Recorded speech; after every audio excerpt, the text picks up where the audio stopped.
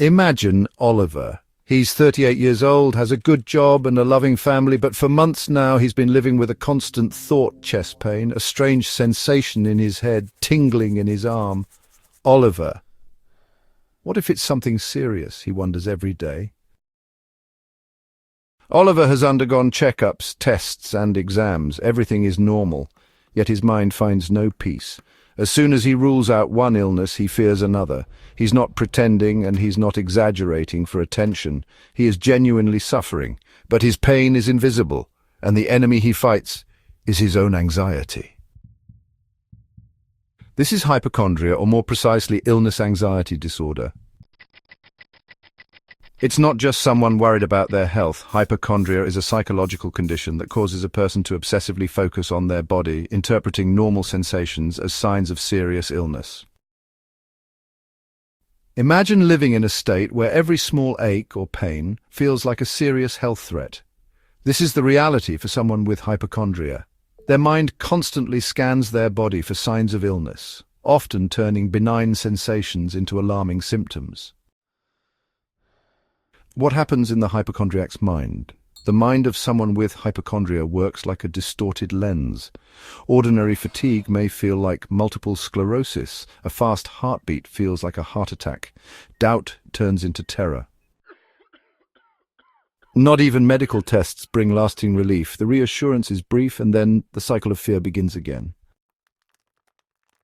Behind hypochondria, there are often deep emotional experiences: grief, illness in the family, trauma, or an upbringing centered on anxiety and control. The vicious cycle. A bodily sensation appears, like a headache. Attention fixates on the symptom. A catastrophic thought arises. What if it's cancer? Anxiety increases. Anxiety generates new symptoms, which feed new fears. And so the body becomes a constant source of threats, and life turns into a battle against imaginary illnesses.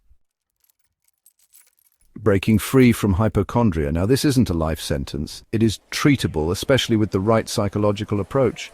Cognitive behavioral therapy, or CBT, helps recognize distorted thoughts, manage anxiety, and reframe the relationship with one's body.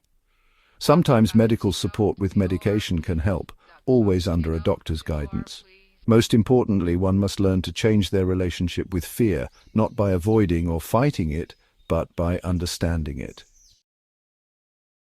How can one break free? Hypochondria is not a life sentence. It is treatable, especially with the right psychological approach. Cognitive behavioral therapy, or CBT, helps recognize distorted thoughts, manage anxiety, and reframe the relationship with one's body. Sometimes medical support with medication can help, always under a doctor's guidance. Most importantly, one must learn to change their relationship with fear, not by avoiding or fighting it, but by understanding it. A message of empathy and hope can make a world of difference. For those grappling with hypochondria, understanding and support are crucial. People with hypochondria are not weak or overdramatic. They are individuals with a fragile relationship with uncertainty, with their own body, and with the idea of health. Meeting that suffering with empathy and providing tools to manage it is the first step toward healing. In conclusion, let's remember that empathy and understanding can pave the way for healing.